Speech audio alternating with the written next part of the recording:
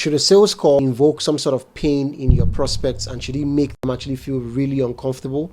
Yes, it should do that. And in this video, I'm going to be showing you exactly the reasons behind this. In this video, I'm going to give you the reasons why a sales call should bring some discomfort to them and how to help them overcome this discomfort with you making the sale in the process. Hey everyone, this is MrTrillLife, and on this channel, we discuss everything sales, marketing, and how you can scale your own business. So today we're going to handle a very difficult conversation, and this is about sales. Now, the question is, should your sales calls make your prospects feel uncomfortable? And while yes, you feel like the natural is you shouldn't make your prospects feel uncomfortable, the truth of the matter is, yes, it should. It should. Your sales call has to make them feel uncomfortable.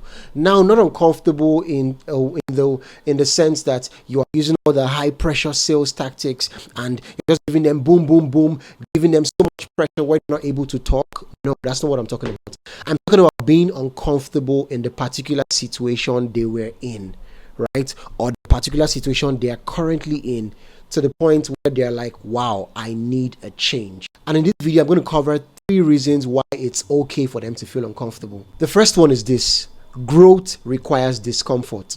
Now, I'm sure you've heard this in so many ways. You've heard this in so many forms. Growth comes with a lot of pain and this and that. Yes, it's the truth. It's not just some kind of cliche talk like what everybody just likes to say. It's actually the truth. For them to want to change a particular situation that they are in, it has to come with some sort of discomfort or pain. Imagine someone who, say for example, they have a software, or they use a particular software that makes them perform a particular process in the company for 6 hours, right? And it's tiring, it's exhausting, it gets their systems filled up, clogged up, they always have to keep restarting the system and all. That's painful. If you're going to introduce a solution that cuts down that time from a 6-hour work time to 40 minutes or 30 minutes, it's something that's accepted, right?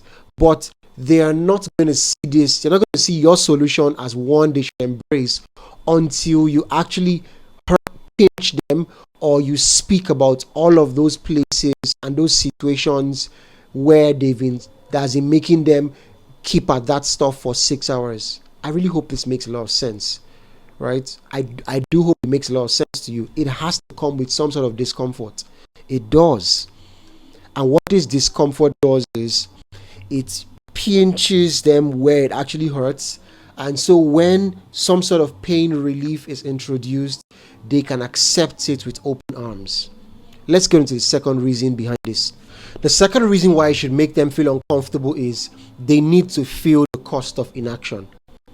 Think about it. If you're trying to sell, say, that software or that system, that tool that helps them cut work time or that process time from 6 hours to 30 minutes, if they don't see the need to get the 30-minute tool, they'll keep doing that 6-hour thing, right? So you have to speak to them about how your service is better, how your tool is better, and also some of the demerits and the disadvantages of not going ahead with your system. So the disadvantages of inaction, refusing to take action by getting on board with your own system, they need to feel it. It's something they need to feel, because if they don't feel that, there's no way at all for them to believe, okay, there's no way for them to be obliged to get ahead with it. They won't. They'll just feel like, oh, your stuff may be a nice to have, but I don't think it's something I want at this point in time, right? We're cool with what we're using and all of that. So that pain of inaction, right? That fear that comes with, oh, if I don't take action by getting this tool or speaking to my management or my team on this tool, then it's going to be a problem. You need to make them feel that. I don't know how you intend to do it, but you need to make them feel that. That's the second reason why putting your prospect through some sort of discomfort is totally okay. It is totally okay and totally fine. Think about it too. If they don't feel that pain, right? And there are so many ways you can present this. You can even present like the next few steps that they always take. Say, for example, if they go on with their 6-hour system, this will keep happening, and after that, this other thing will keep happening, and after that, this other thing will keep happening, and you tie it down to the end result. The most important part is tying it down to the end result. Yeah, like tying it down to the fact that if they don't do that, it'll probably continue to bring about like low sales in the business. They wouldn't be able to maybe get on board with new people. They wouldn't be ranked as the maybe top 10 or top 5 company in their region for X and X process, right? You need to talk about all of those things, and these things are actually the things that actually make them see that, okay, if we don't take action on this, then there's going to be a problem.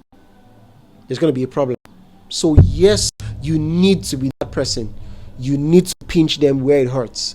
Imagine pinching someone where it doesn't hurt. Think about it. Not a baby, because I mean babies almost everywhere hurts and they cry.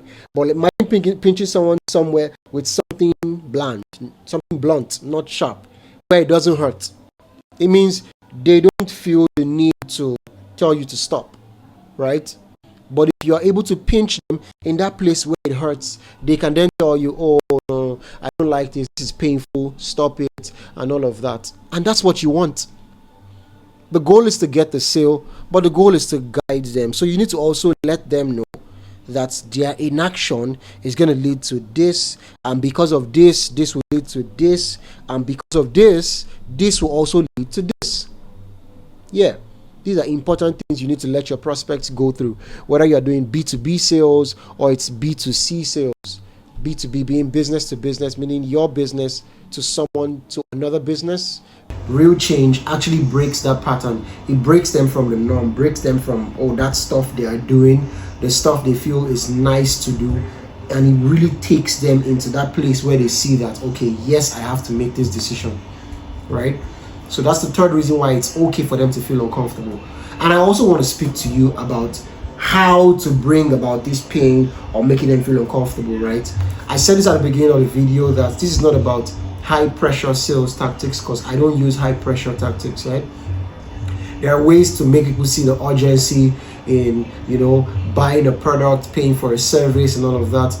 But you need to also know how to strike a balance between wanting them to pay now and then not making them feel like this is such high pressure and they can't think straight and it feels like they're hypnotized. Okay, now the reason behind this is their being uncomfortable is not for them to see it as, oh wow, this is so much pain and you're putting too much pressure on me, because the minute that happens, what happens is there is a signal in their mind that gets them to check out. You unintentionally make them check out, and that's not what they want.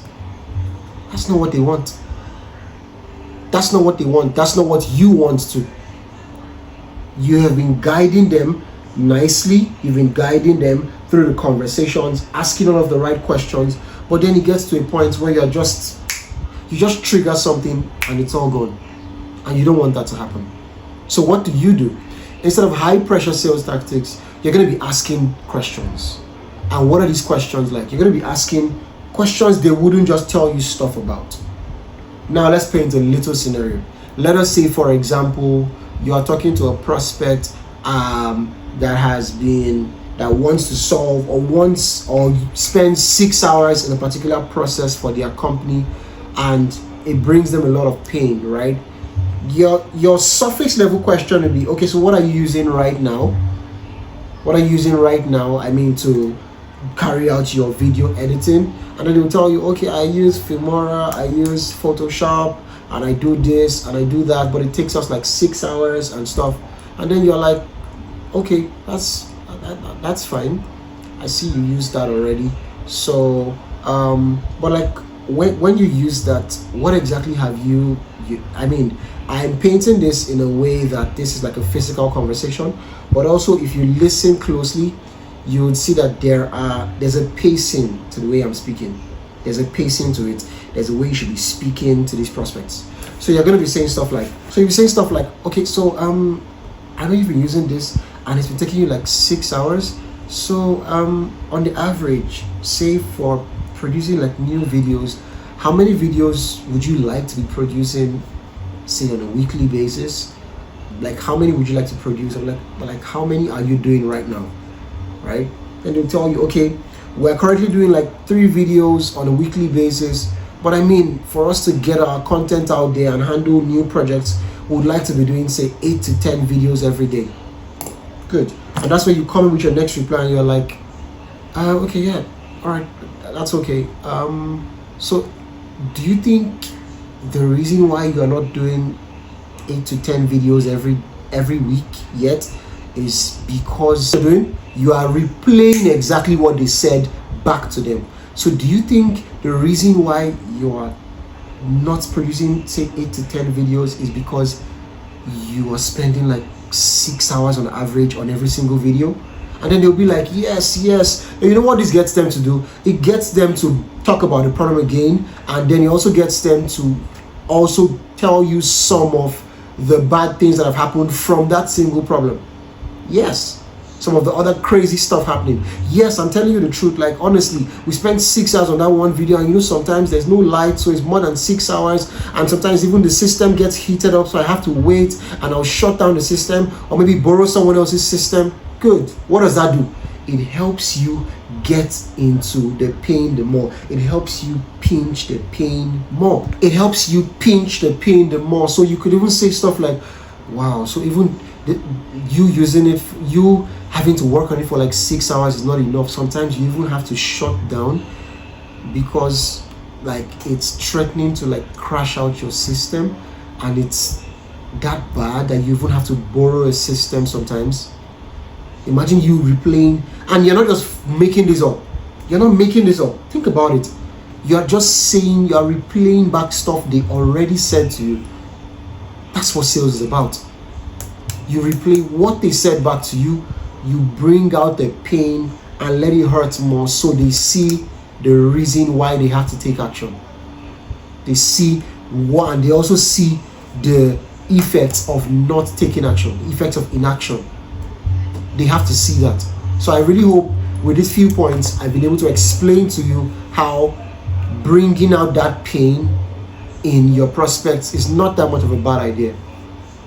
I really hope this video has given you a lot of value. If you're in B2B sales and you want to speak about this more, then just send a message on Instagram and we'll speak about it more, or send an email to me. I really hope you're able to get a lot of value from this video. Note down points, reverse the video if there are points you missed, and get those points down. This is MrTrillLife. Don't forget to bet on yourself or your company. I'll see you guys in the next video.